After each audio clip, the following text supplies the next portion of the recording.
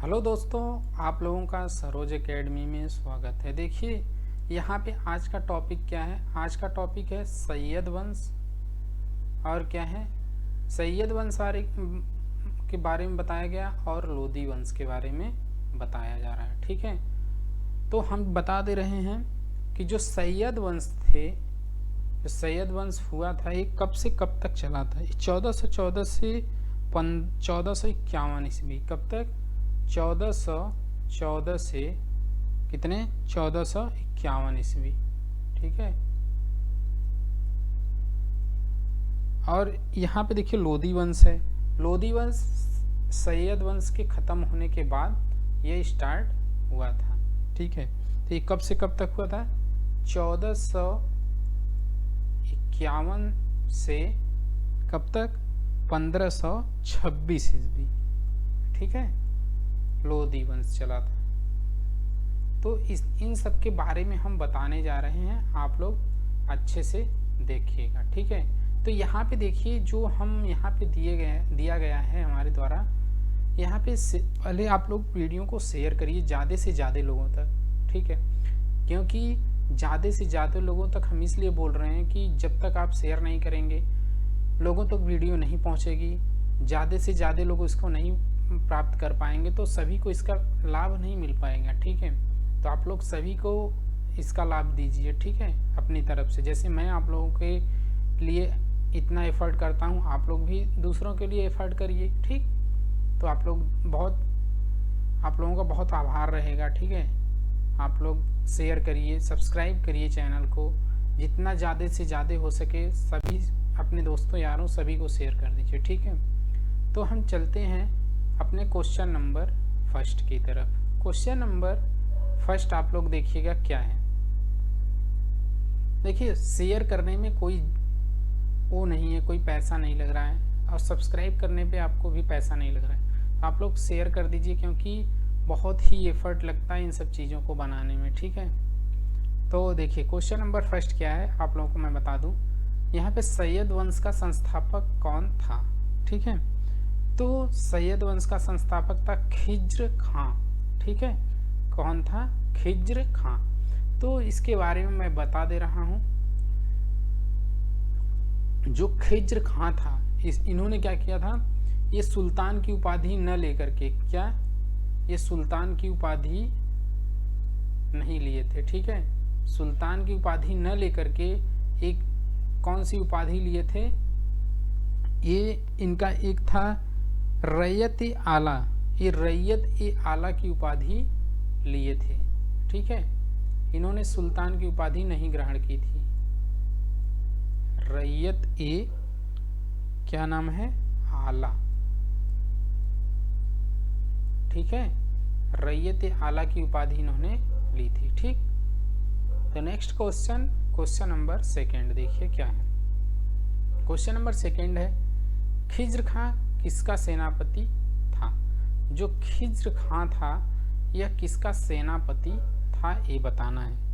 देखिए बहुत ही इम्पोर्टेंट ये सब न्यूज है। ठीक है, तो यह था ऑप्शन सी, तैमूर लंग का सेनापति था। ठीक है, देखिए ये सब क्वेश्चन क्या होते हैं, बहुत ही इम्पोर्टेंट होते हैं आप लोगों के एग्जाम के लिए। ठीक है, जैसे यहाँ पे और चीज़ें इसके बारे में मैं बता दे रहा हूँ खिज्र खां के बारे में। जो ये खिज्र खां था, ये तैमूर लंग जो थे, ये भारत लौटने के बाद क्या किए थे? देखिए ये खिज्र खां भारत लौटते समय तैमूर लंग में खिज्र खां को मुल्तान, लाहौर एवं दीपालपुर का शासक नियुक्त किए थे। कहाँ कहाँ के खिज्र खां को कहाँ कहाँ का शासक नियुक्त किया गया था? इनको नियुक्त किया था मुल्तान, देखिए मुल्तान, उसके बाद लाहौर एवं दीपालपुर। लाहौर और दीपालपुर का क्या नियुक्त किया गया था? दीपालपुर। यहाँ के क्या बनाए गए थे? शासक बनाए गए थे। किसके द्वारा? तैमूर लंग के द्वारा। ठीक है, तो आप लोग ऐसे देखिए और आप लोगों को डिटेल सोल्यूशन मिलेंगे, ठीक है। तैमूरलंग के पुत्र का क्या नाम था? अब तैमूरलंग के पुत्र का क्या नाम था वो बताना है, ठीक है। बहुत ही इम्पोर्टेंट ये भी न्यूज़ है। तो यहाँ पे देखिए, जैसे यहाँ पे आप लोगों को बता दे रहा हूँ मैं,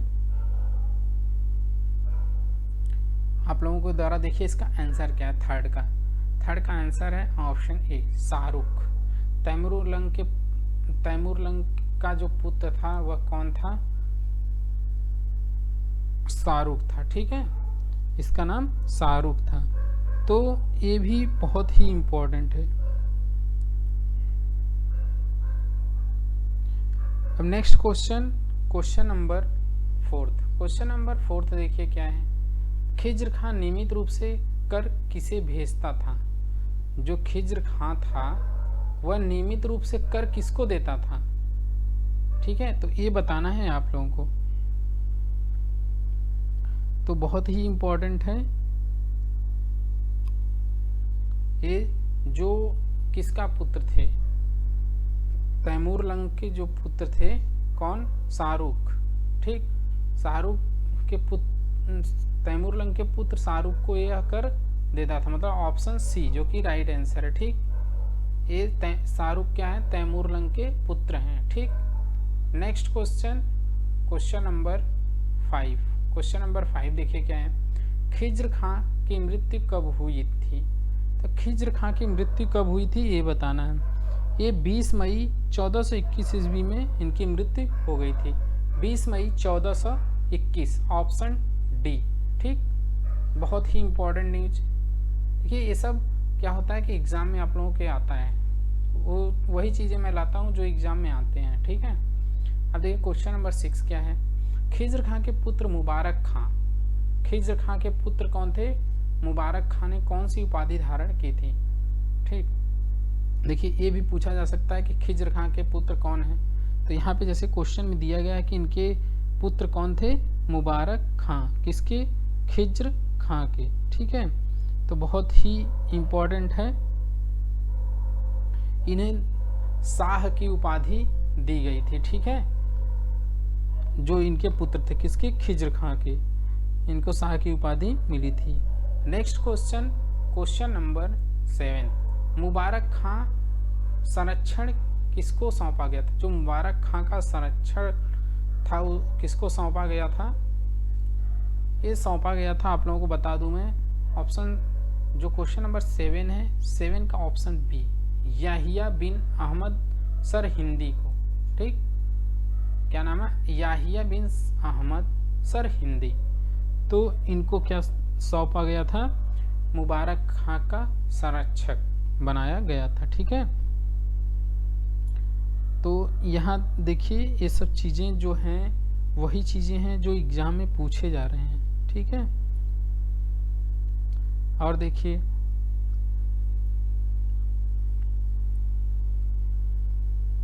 चलते हैं नेक्स्ट क्वेश्चन नंबर 8 की तरफ। क्वेश्चन नंबर 8 देखिए क्या है। यमुना के किनारे मुबारक शाह ने किस शहर की स्थापना की थी? तो यमुना के किनारे कौन से शहर को बसाया गया था? किसके द्वारा? मुबारक शाह के द्वारा, ठीक है। देखिए ये भी बहुत ही, यमुना के किनारे कौन से शहर को बसाया गया था? किसके द्वारा? मुबारक शाह के द्वारा। तो ये बसाया गया था मुबारकबाद को बसाया गया था। मुबारकबाद एक शहर है, उसको बसाया गया था, ठीक है। Next question number 9। सैयद वंश का अंतिम शासक कौन था? जो सैयद वंश था उसका अंतिम शासक कौन था? देखिए इसका शासक कौन था अंतिम? कहाँ गया? 9th नंबर क्वेश्चन है ना। हाँ, सैयद वंश का अंतिम शासक अलाउद्दीन आलम शाह। क्या नाम था? अलाउद्दीन आलम शाह था, ठीक है। ऑप्शन ए जो कि राइट आंसर है, ठीक है। देखिए अब यहाँ पे है सैयद वंश का शासनकाल लगभग कितने वर्षों तक रहा? जो सैयद वंश था इसका शासनकाल कितने वर्षों तक रहा था ये बताना है आप लोगों को। जैसा कि मैंने स्टार्टिंग में ही मैं बता चुका हूँ, ठीक है आप लोगों को। तो यहाँ पे ऑप्शन सी जो कि राइट है, 37 वर्ष तक इनका शासन रहा, ठीक। सय्यद वंश का। उसके बाद कौन से वंश आ गए? उसके बाद आ गया था लोदी वंश, जो कब तक चला था? 1451 ईस्वी से कब तक चला था? 1526 ईस्वी तक। ठीक है। अब देखिए लोदी वंश जो है, लोदी वंश के संस्थापक कौन थे? आप लोगों को ये बताना है। ठीक है। तो 11 का क्या है? बहलोल लोदी। ठीक, लोदी वंश के संस्थापक बहलोल लोदी, ऑप्शन बी जो कि राइट आंसर है। ठीक, नेक्स्ट क्वेश्चन देखिए। नेक्स्ट क्वेश्चन क्या है? दिल्ली, जैसे देखिए इनके बारे में थोड़ा मैं बता दे रहा हूँ। ठीक है, अगर आप लोगों को इंटरेस्ट है तो। जैसे 19 अप्रैल 1451 को बहलोल शाह गाजी, इनको देखिए इनके बारे में थोड़ा सा मैं बता दे रहा हूँ। कब? 14 अप्रैल नहीं 19 अप्रैल। ठीक है, 19 अप्रैल, पेन भी सही नहीं चल रहा है।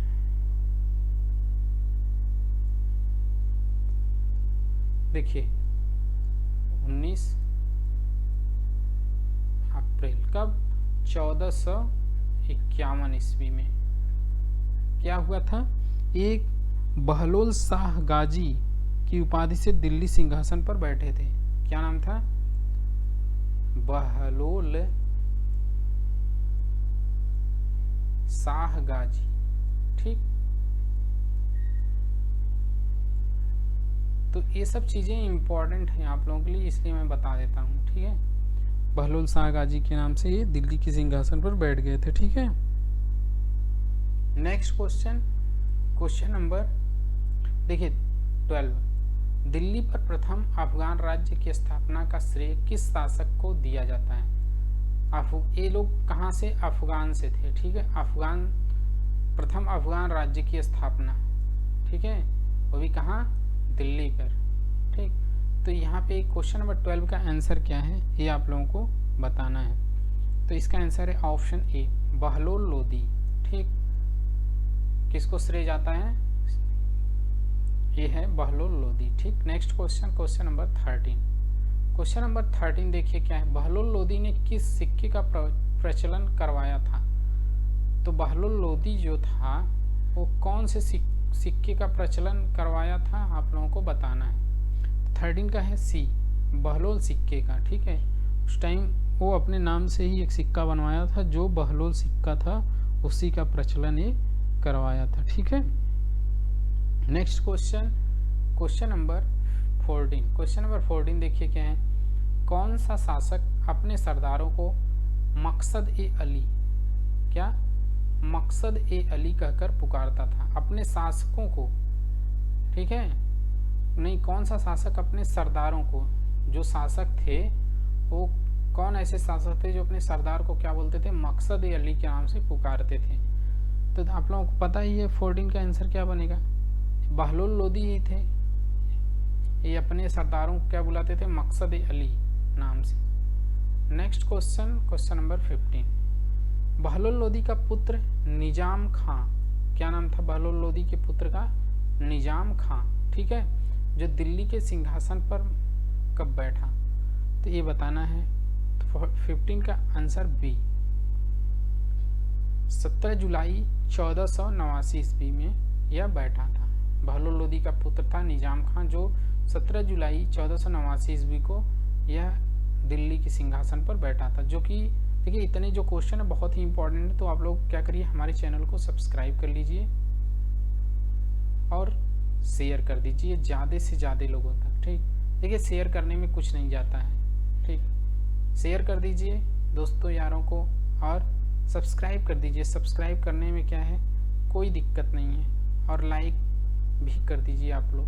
ठीक है, क्योंकि आप लोगों को पता है कि वीडियो बनाने में बहुत ही मेहनत होता है, ऐसे कंटेंट लाने में, कंटेंट को हर चीज़ उसमें मतलब कितना मैटर होता है, बहुत कुछ होते हैं। ठीक है, तो ऐसे ही क्वेश्चनों के साथ हम मिलेंगे next day. Thank you, bye bye.